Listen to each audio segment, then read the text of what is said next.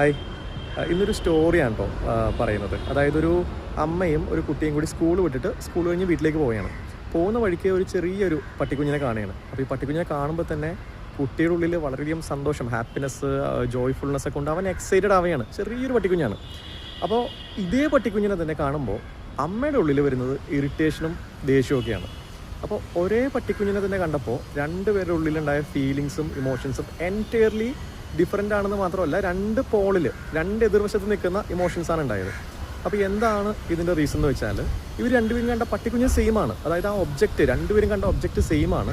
പക്ഷേ കുട്ടിയുടെ ഉള്ളിൽ കുട്ടിക്ക് ഫീൽ ചെയ്തത് ആ പട്ടിക്കുട്ടി വളരെ ക്യൂട്ടാണ്, വളരെ കുഞ്ഞാണ്, വളരെ ആക്റ്റീവാണ്. അപ്പോൾ അതിൻ്റെ കൂടെ കളിക്കുക, അല്ലെങ്കിൽ എന്താ അതിൻ്റെ ആക്റ്റീവ്നെസ്, അതിൻ്റെ ലൈവ്നെസ്, അതിൻ്റെ നോട്ടിനെസ്, ക്യൂട്ട്നെസ് ഒക്കെയാണ് കുട്ടിയുടെ ബ്രെയിനിൽ കിടക്കുന്ന കാര്യങ്ങൾ. അതുകൊണ്ട് തന്നെ കുട്ടിയുടെ ബ്രെയിനിൽ കിടക്കുന്ന ആ കാര്യങ്ങൾ കൊണ്ട് കുട്ടി ആ പട്ടിക്കുട്ടിയെ നോക്കി കണ്ടപ്പോൾ കുട്ടിയുടെ ഉള്ളിലുണ്ടായ ഇമോഷൻസാണ് ഈ പറഞ്ഞ ഒരു ജോയ്ഫുൾനെസ്സും ഹാപ്പിനെസ്സും എല്ലാം. ഇനി അമ്മയുടെ ബ്രെയിനിൽ കിടക്കുന്ന, അമ്മയുടെ തലയിൽ കിടക്കുന്ന കാര്യങ്ങളെന്ന് വെച്ചാൽ, ഈ പട്ടിക്കുഞ്ഞിൻ്റെ മേത്ത് അഴുക്കുണ്ടാവും, പൊടിയുണ്ടാവും, പട്ടിക്കുഞ്ഞിൻ്റെ രോമങ്ങൾ പറക്കും, അങ്ങനെ പല കാര്യങ്ങളാണ് അമ്മയുടെ ബ്രെയിനിൻ്റെ ഉള്ളിൽ കിടക്കുന്നത്. ആ ഒരു കാഴ്ചപ്പാട് കൊണ്ട് അമ്മ ഈ പട്ടിക്കുഞ്ഞിനെ കണ്ടപ്പോൾ അമ്മയുടെ ഉള്ളിലുണ്ടായത് ഇറിറ്റേഷനും ഫ്രസ്ട്രേഷനും, അതുപോലെ നമുക്ക് പെറ്റ്സിനെ ഒന്നും ഇഷ്ടമല്ല, അപ്പോൾ അതുകൊണ്ട് ദേഷ്യമൊക്കെയാണ് നമുക്ക് തോന്നിയത്. അപ്പോൾ സെയിം ഒബ്ജക്റ്റിനെ രണ്ടുപേര് വ്യത്യസ്തമായ രണ്ട് ബ്രെയിൻ, രണ്ട് തല, രണ്ടാളുകൾ കണ്ടപ്പോൾ വ്യത്യസ്തമായ ഇമോഷൻസാണ് ഉണ്ടായത്. അപ്പോൾ ഇതിനെയാണ് പറയുന്നത്, അതായത് your perception about me is a reflection of U.